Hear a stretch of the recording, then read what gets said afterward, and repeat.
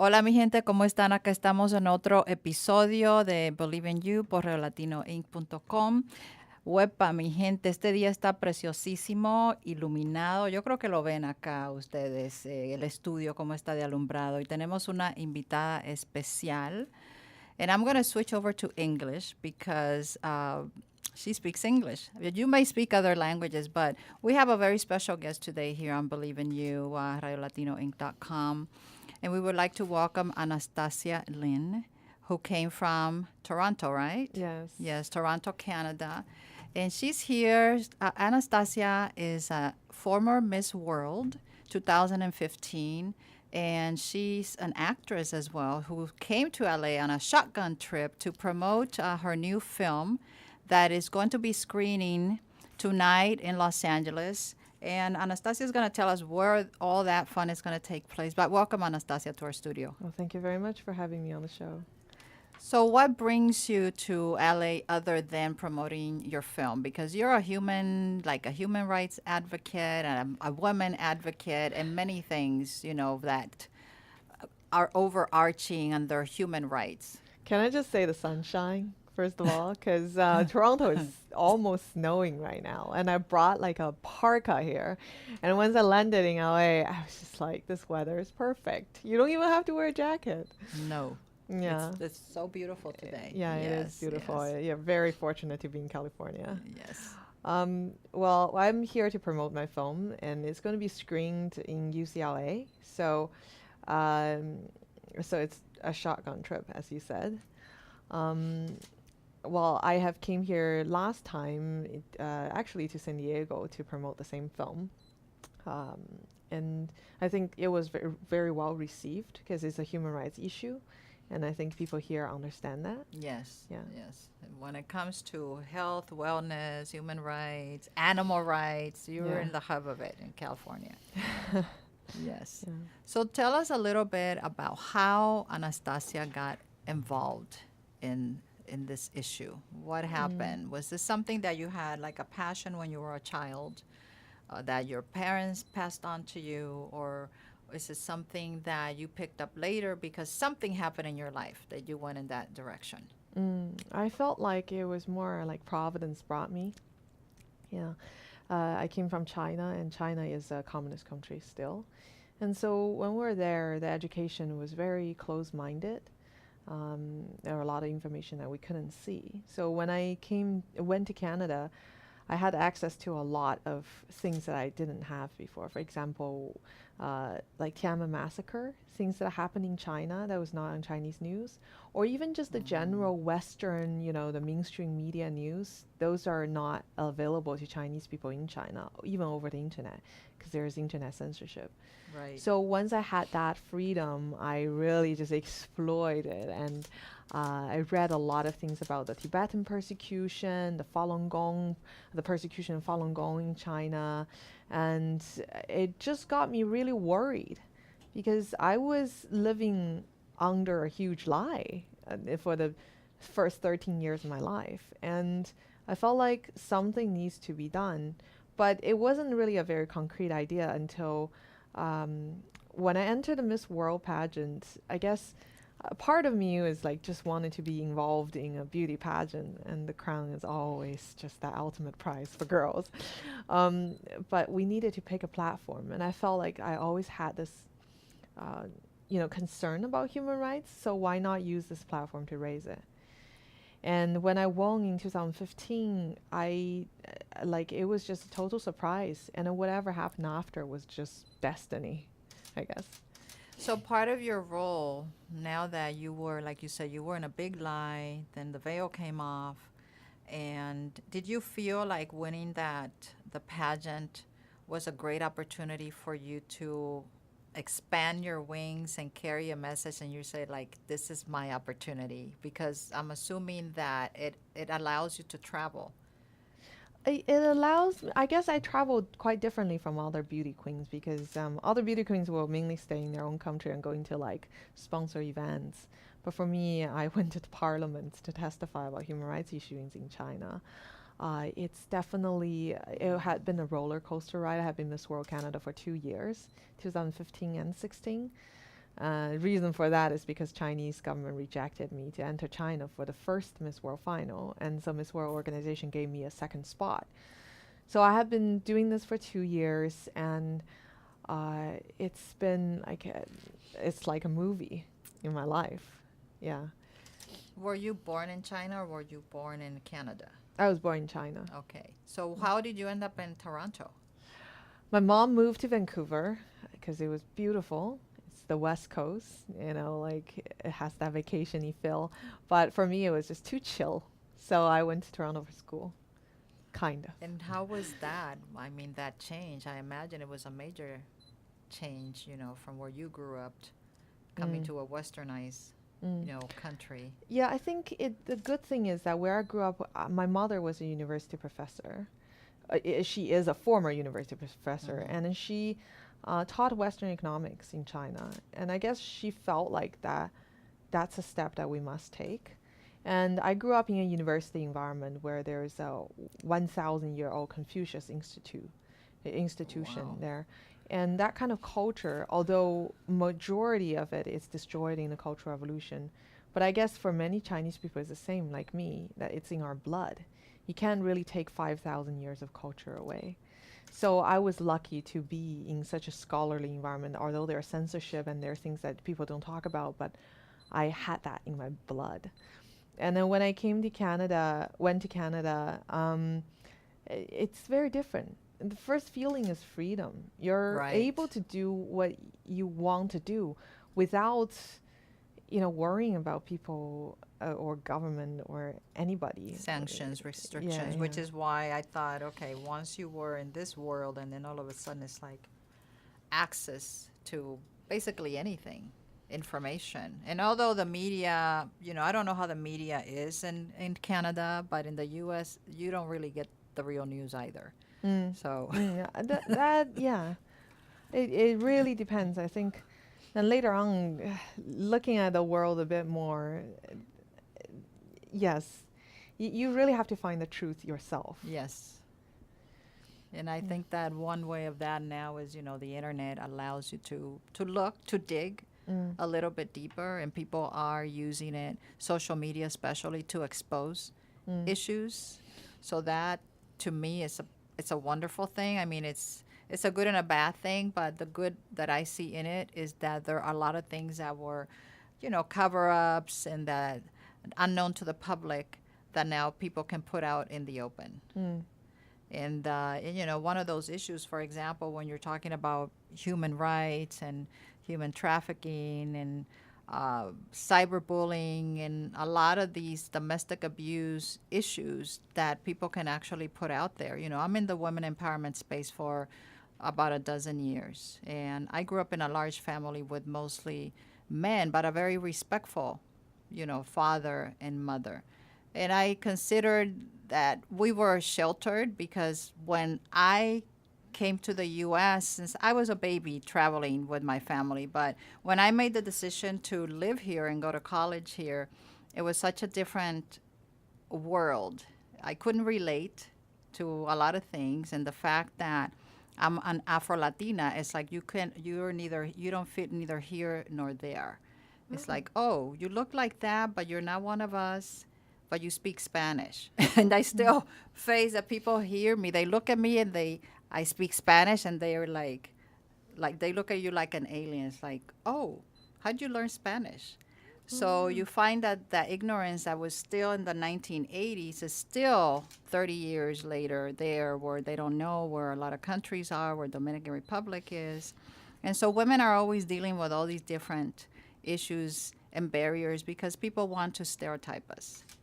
And now that you see the big trend in like the Me Too hashtag trending, I mean, I see like, okay, now this is the female revolution that's really happening. What should have been happening. This is like the time of the woman. Times are changing. And even I tell people the other day I was watching TV with my dad was in the room and we were watching news and they were talking about this Me Too thing and he's like, why now? See, a lot of men think that. It's like, why talk about it now? And even women. So you see how all of this abuse perpetuated abuse over years and years. People want to keep it under the rug.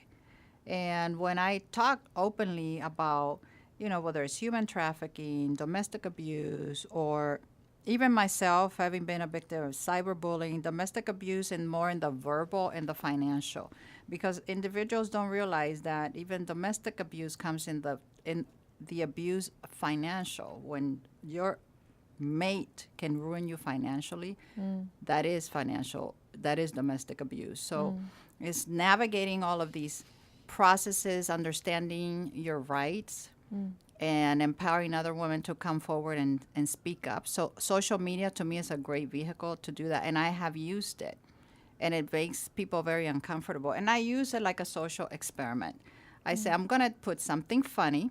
I'm going to put something maybe about me, something about my family, and something that is hard to swallow, like child marriage. And let me see what's going to happen. Of course, there's hardly any engagement in anything related to domestic abuse or child marriage. But, everybody wants to laugh because people want to be entertained.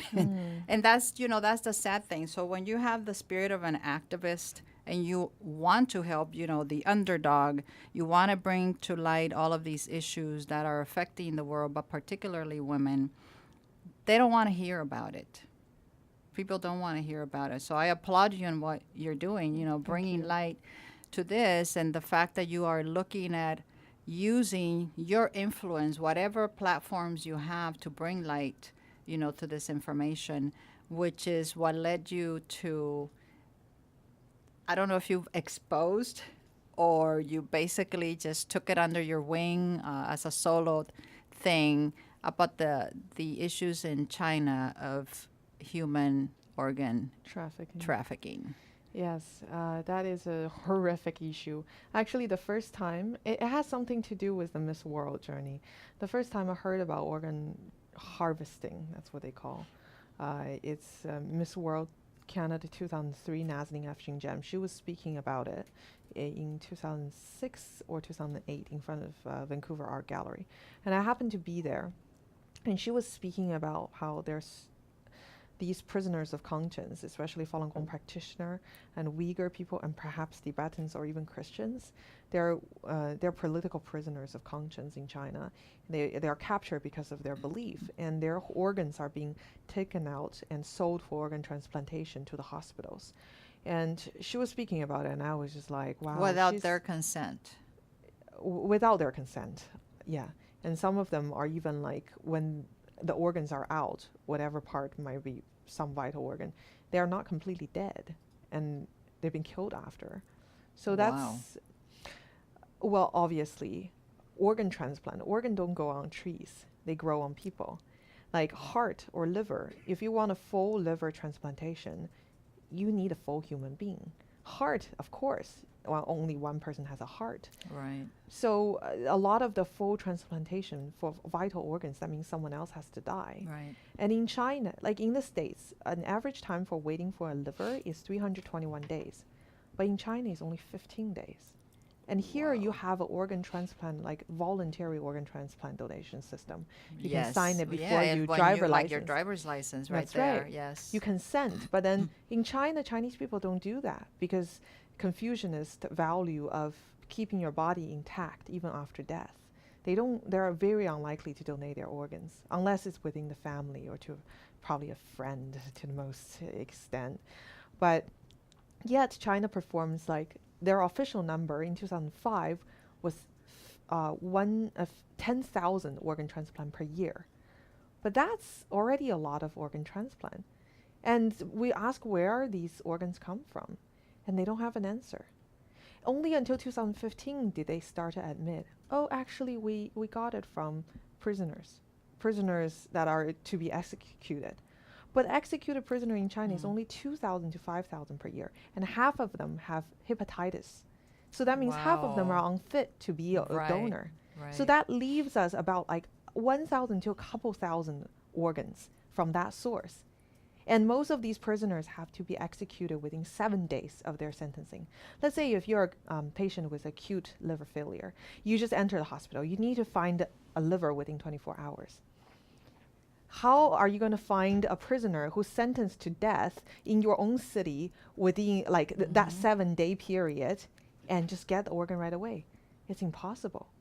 But there are many cases of Chinese liver transplant, actually 26.6% in 2006. That was emergency transplant. That means these organ transplants are done within 24 hours. They're able to get it that fast. Wow. Where does that happen anywhere else in the world? Nowhere. Exactly. Nowhere else. Even in the most sophisticated country, UK has the most sophisticated national voluntary donation system. It doesn't even reach that rate.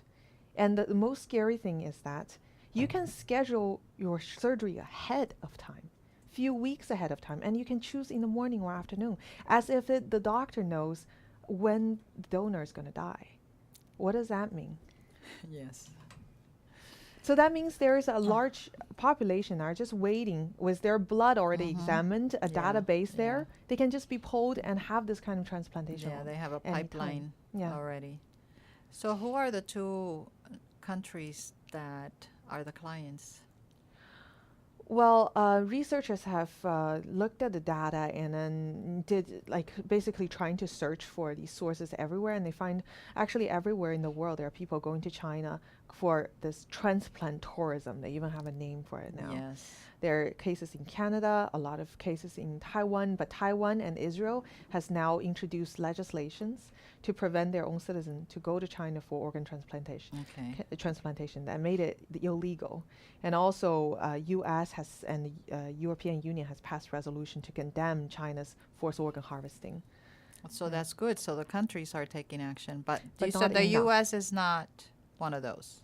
U.S. definitely there are patients that are coming from the U.S. to China, because imagine if your heart is failing and you have been waiting already for 1 year for a heart. In China, you can get it within 2 weeks. And you don't question where the organ comes from. They Right. tell you it's from an executed prisoner. You don't question it anymore. You get it, you save your life. So on some human level, like, we can understand the nature of wanting to survive. But of course, I would like to believe that the patient themselves most of the cases are blind of where the organ source is from. Or they want to believe. Well, Yeah, because I mean, buying an organ is not a cheap ticket either. Mm. So if there's a process, there's a lot of money involved, and unfortunately, there's lives being lost, and no one really cares. And that's the issue, the main issue there. Mm. And for example, you said that there's an industry that's been born, like just like medical tourism, it's kind of taken off. Yes. Now, what do they call it? Organ tourism, transplant tourism. transplant tourism. That's after year 2000. And before, they didn't know where the sources are from. Like, who are these political prisoners? At the beginning, they find out is the Chinese Muslims, which of a very small population in one territory in China. They were used mostly for experimentation or like high communist government officials. If their liver fails, they are the ones to seek. But then after persecution and Falun Gong start, do you know Falun Gong? No, that's what I wanted to know. I asked you before the Right. interview. Yes. Yeah, so Falun Gong is a meditation practice that comes from China. It's like Buddhist or Taoist, meditation. And ancient times, like Chinese scholars and monks, they use this kind of yoga meditation practice to refine their body and purify their spirit. It's the same thing. Like I think that concept must be very familiar to Californians. So Falun Gong was publicly introduced to China in 1992, after the Cultural Revolution, way after, because before that everything was just sort of destroyed. And so the Chinese people really liked it because it doesn't have that, religion aspect to it. It's spirituality. It teaches truthfulness, compassion, and tolerance. So a lot of Chinese people started practicing. And the Chinese Communist official, they calculated that in 1999, there were 100 million Chinese people, 70 to 100 million Chinese people practicing it. That's about 1/10 of Chinese population. It's an unprecedented large group of people who are not communist in communist history in China. So the Communist Party started to feel really threatened, and they started persecution. Wow, just because of that. When I mentioned to you is because when I interviewed Dr. Churchill, he does practice. He's the one that that mentioned that to me. He goes to a certain place in Arcadia or somewhere here in LA that he does, and I had never heard of it until he mentioned it. So in reading about your story, it got my attention. I said, where have I heard that? And he told me he loves it, and it was in China that he learned about it. Yes. Yeah, but so they are imprisoned. They are on top of that treated like lab rats. basically, and they're being tortured to, it's a psychological reprogramming for them to give up their belief. So they have to denounce their belief in order to not be tortured. Wow. Yeah, a lot of them are tortured to death because of that. Not even committing crimes, but just because of a belief and a threat to the communist system. Yeah, so recently there's a Canadian citizen who's been captured in Canada, in China. She's Canadian, and she practices Falun Gong, and she's been locked up in there for 9 months now, and Canadian government is not really doing much. So that's why my next campaign is to this is called Lotus Challenge. Do you know, Ice Bucket Challenge is similar idea, you challenge someone. But with Lotus Challenge is that when you meditate, you know, the ancient meditation pose is that you put your legs both folded on top of each other, like in how the Buddhas and a lot of yoga practitioners sit like that. It's not easy to do. Like, I like to challenge people, like, if they can do that, and also sign a petition to urge Canadian's prime minister to call for this girl's release. And how did that happen? Was she visiting? She is a businesswoman, so she travels on both countries. And they saw her practicing? Is that usually, like, how does it No, happen when they capture people and they arrest them? Yeah, in her case, it's a bit unique. Like, the suspicion is that someone turned her in for financial profit because she's a very successful businesswoman. So it's basically like, let's say, but in most cases, if you practice in the public, you would be arrested, yeah. But then she was very discreet and practicing at home. So how other people found out about it, the only So she was reason is- denounced. Yeah. Yes. Wow. How sad. Yeah, but unfortunately, once the government captures her, it's the government's, you know, it's their fault. Even though she didn't even live there. I mean, like you said, she was a businesswoman. Wow. All these injustices taking place. So it's like it's gotten a little heavy. It's a heavy topic. You know, my mind is like going, just thinking. It's very sad. It's just very sad that the freedom, you know, that humans at the end of the day, what does every human want is freedom. I want freedom.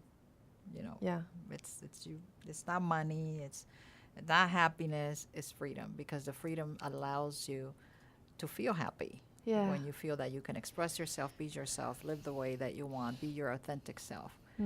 But when that's taken away, and then on top of that, you know, you're treated like that. Yeah. And this lady, you know, you made me think, because I'm a businesswoman. I deal with businesswomen all the time, and you go and all of a sudden this happens, you know, turns your life upside down.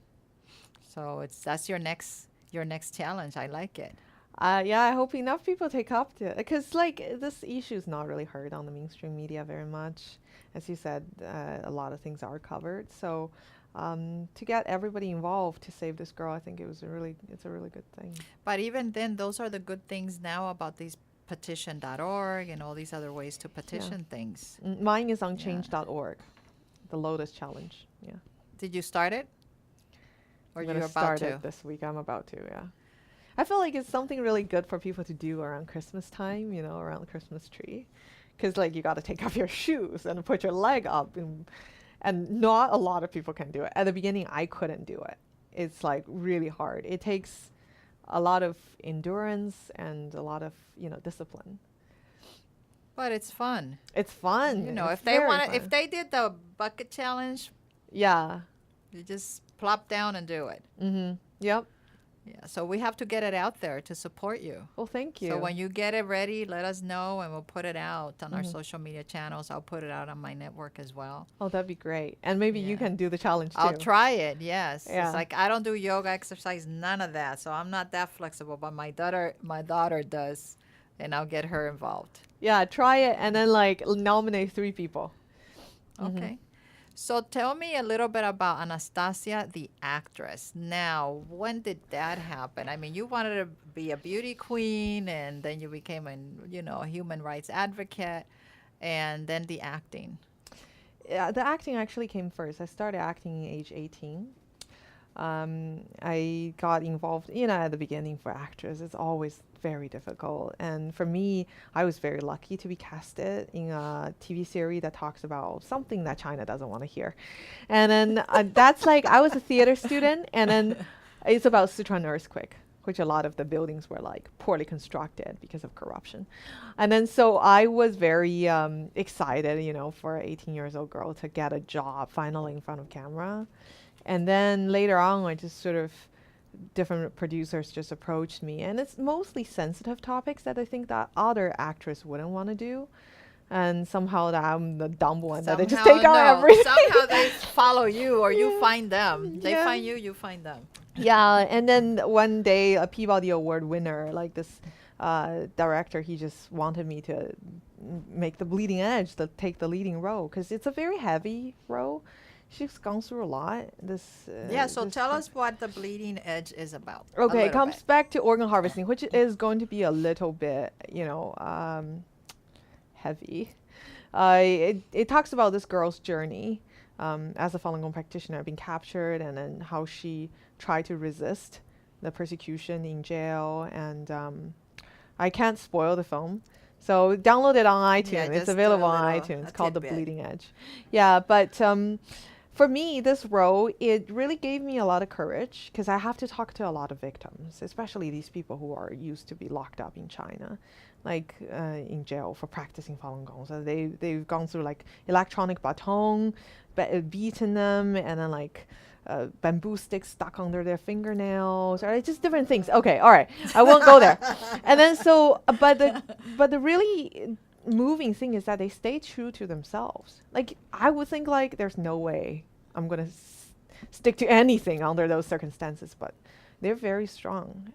Like in their mind, it's like if they don't change, if they don't move their heart, nothing can move them. That's like something I find still a miracle. I think it's a human miracle, because we always want to explore how powerful the human mind and determination is, but this is a case.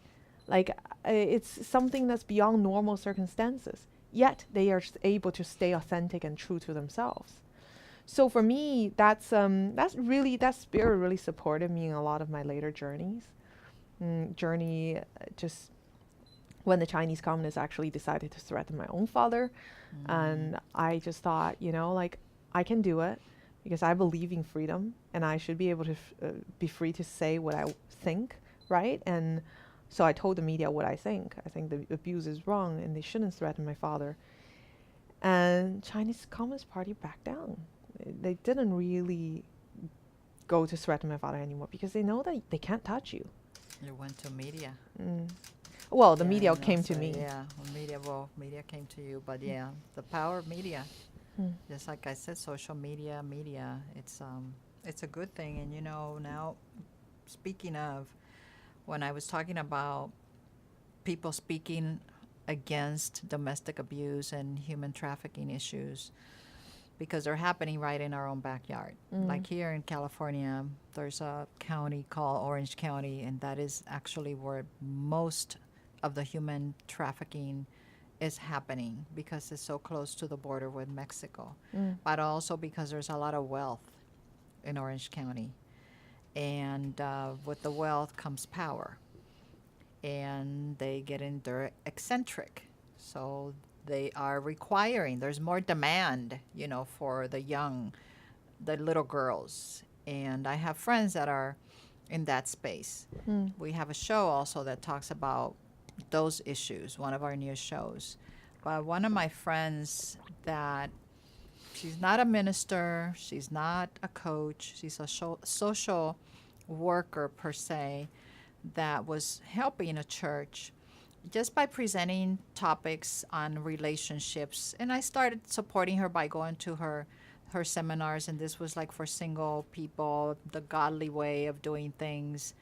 And just recently, they learned, the series ended, but they learned that some of the abusers had been attending her workshops, and some of the abused were also attending the Oh workshops. wow. So now, because she was at the forefront and she was the leader, just teaching, her teachings were based on books. She's been threatened. Mm. Her husband's been threatened By whom? by the perpetrators. Okay. You see, so it's the same everywhere. Mm. It doesn't matter, what space you look at it.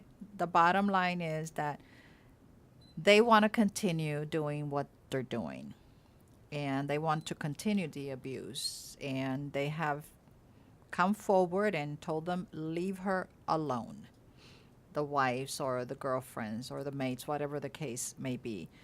And only because these women were coming there, some of them did speak up. They didn't say who it was, the abuser, but they were seeking help. They're looking for ways to get out of those situations. And when they found out that they were attending these meetings, they started showing up at the meetings, unbeknownst to the pastors and the coach, and all the leaders that were there.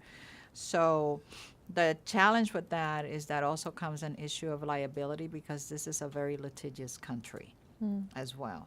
But the sad thing, to me, the heart-wrenching part is that you are trying to do good and help these individuals just like you are, and you're bringing light to the matter. But then these individuals don't want you to talk about it. They don't want you to support the individuals that are being abused. And on top of that, they threaten you.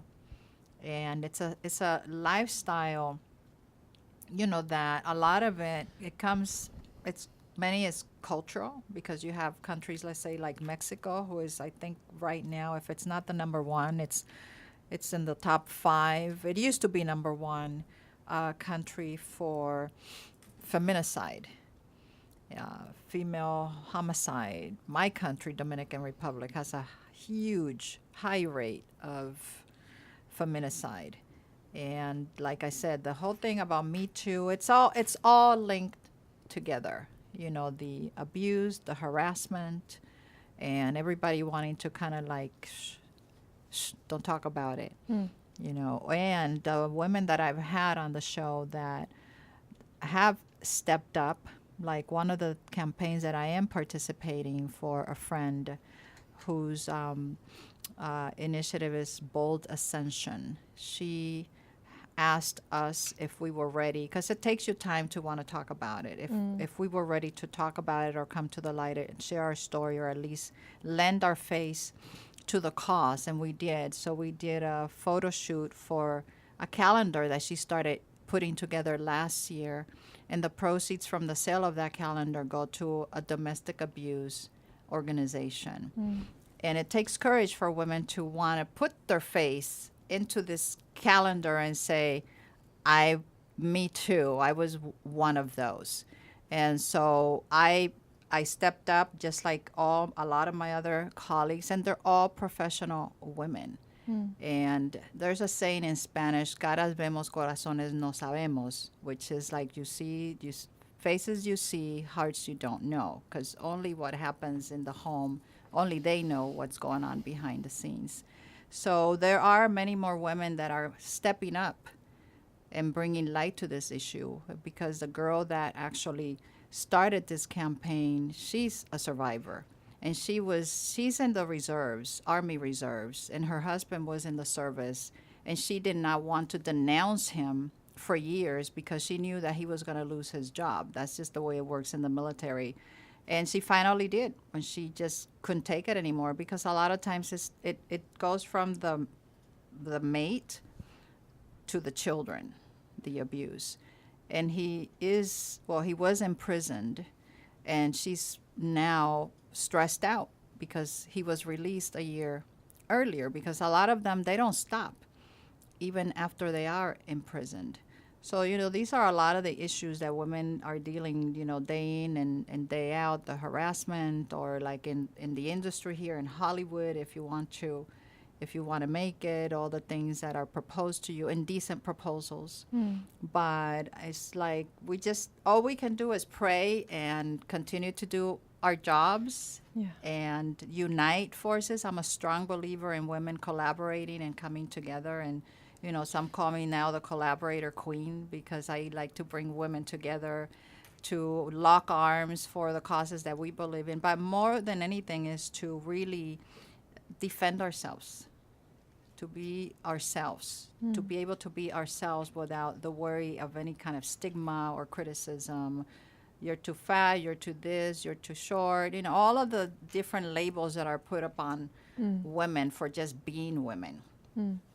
So I'm glad that, you're one of those sisters, global sisters, that is doing that. Oh, thank you.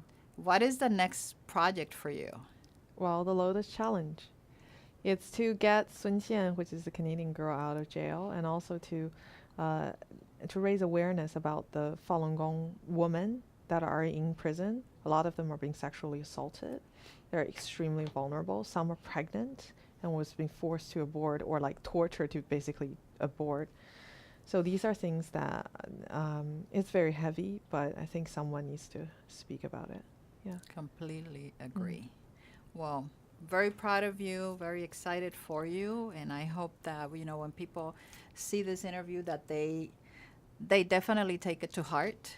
Yeah. To not only come forward, but to do something about it. And whether it's, locally or in whichever way they can, signing a petition. I've signed many petitions, and it takes a minute Yes. to sign a digital petition. Well, it'd be nice if everyone can sign on my petition, which is on change.org. It's called Lotus Challenge. Let's bring Sun Qian home. Do you have a website where people can find you? Yes, You I can. tell the public so that they can go to your website and learn more about you and what you're doing. Okay. So right now it's on change.org, but I think my website, which I'm going to build in the next week when I start this campaign, is called lotuschallenge.org. That's simple. Lotus, Lotus.com, Lotus Challenge. And thank you so much for being on our show, and wish you the best. Thank And you. I'm sure we will see you again in the Mecca here of Hollywood. Thank you for stopping by. Thank you for joining us on another segment of Believe in You por ReoLatinoInc.com. Muchas gracias y hasta la próxima.